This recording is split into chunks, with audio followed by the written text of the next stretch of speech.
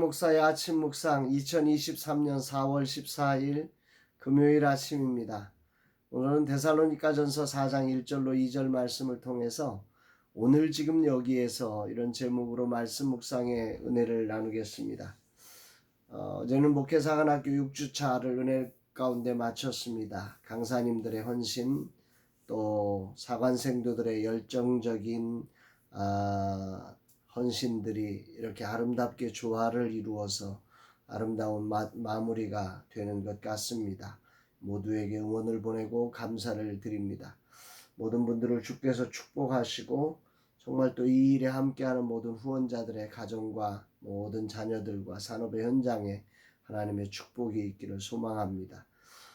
오늘은 금요 세미나와 또 홀드 플랫폼 개발 회의가 있습니다. 하루하루 소중한 일들이 있어서 감사하고 담당하시는 사역자들과 참여하시는 모두에게 하늘의 기름 부음이 있는 날 되기를 원합니다. 특히 홀드 플랫폼으로의 몸부림치는 서지의 팀장과 파트 프라임을 오늘도 뜨겁게 주님이 축복해 주시기를 원합니다. 필요한 재정, 필요한 아이디어를 주시고 필요한 사람을 붙여주셔서 주님이 허락한 꿈을 이룰 수 있기를 원합니다. 여호와의 구원은 사람의 많고 적음에 달려있지 않음을 어제 말씀을 통해 고백하게 하셨습니다. 우리의 무모한 도전을 13년째 이어지게 하신 하나님을 찬양하고 도저히 우리가 감당할 수 없는 이지만 그러나 온라인 플랫폼을 통해 다음 세대가 그리스도를 발견하고 크리스천의 아름다운 문화를 세워가기를 간절히 기도하고 오늘도 도전해 나갑니다. 이날 주님은 어떤 말씀을 주실까? 데살로니가전서는 바울이 2차 전도 여행 중에 고린도에서 기록한 성경입니다. 신약 성경 중에서 제일 먼저 기록되었다고 알려지고 있는데 바울과 그 일행이 데살로니가에서 불과 3주간의 안식일에 회당에서 성경을 가르치며 십자가에서 죽임을 당했을지라도 부활하신 예수님께서 바로 우리가 기다리던 메시아다, 그리스도다, 이것들을 아주 강력하게 사도 바울이 전했습니다.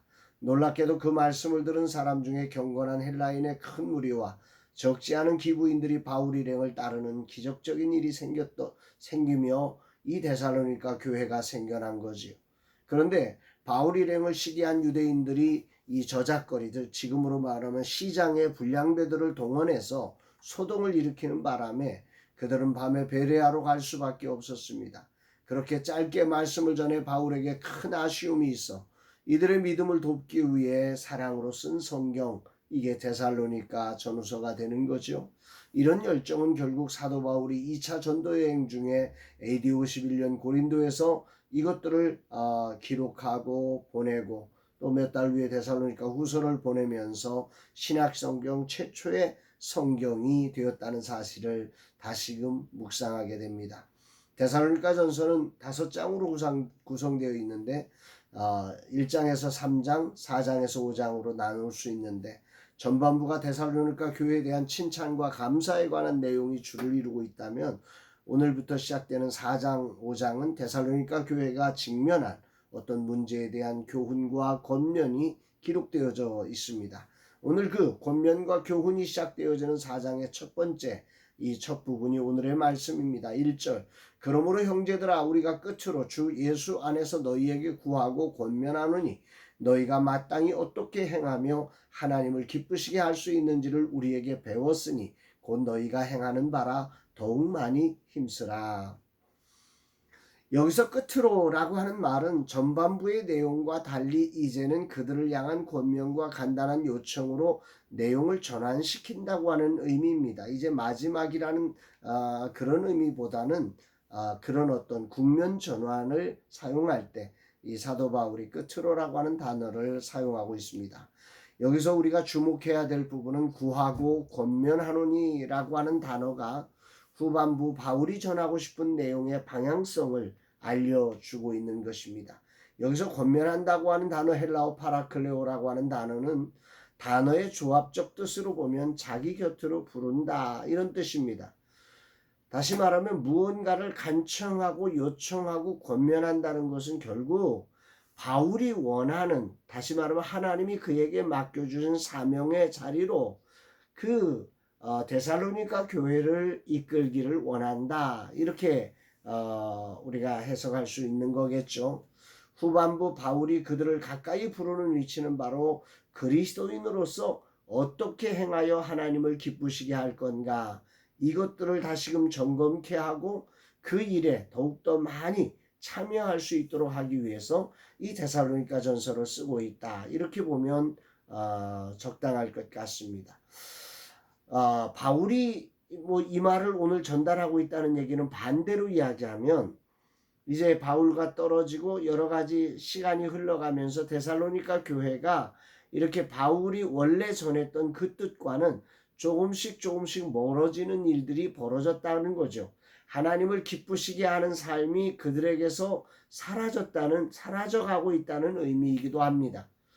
근데 앞부분에서 바울은 이 데살로니가 교회를 향해서 믿음을 칭찬하고 감사하지 않습니까? 그들이 칭찬받을 만한 아름다운 신앙생활을 하고 있다고 했는데 왜 후반부에 가서 이런 이야기가 전달될까? 이게 오늘 아침 묵상의 초점이 되는 거죠. 왜 그랬을까? 이 본문을 보면서 오늘 데살로니가전서 전면에 흐르는 이 데살로니가 교회의 문제를 우리는 짐작할 수 있는 것입니다. 당시 예수님께서 승천하신 지가 불과 20년 정도 지났을 때였기에 사도들을 비롯한 많은 제자가 주님께서 곧 오실지 모른다고 생각하고 있었던 것 같습니다.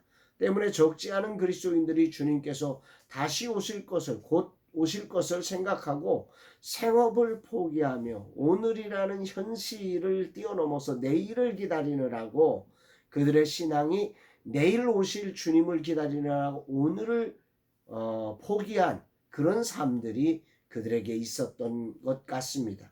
또한 오늘이라는 시간에 방종하며 주님 다시 오실 건데 라고 하는 이런 식의 사고방식이 아마도 데살로니가 교회에 있어서 오늘 교회를 향해서 바울은 지금 그들이 정말 더 많이 하나님을 기쁘시게 하는 일에 주님 다시 오시는 것을 준비한다는 것은 오늘이라는 자리에 더 많이 주님을 기쁘시게 하는 구체적 삶을 살아야 한다, 이런 권면을 하고 있는 것입니다.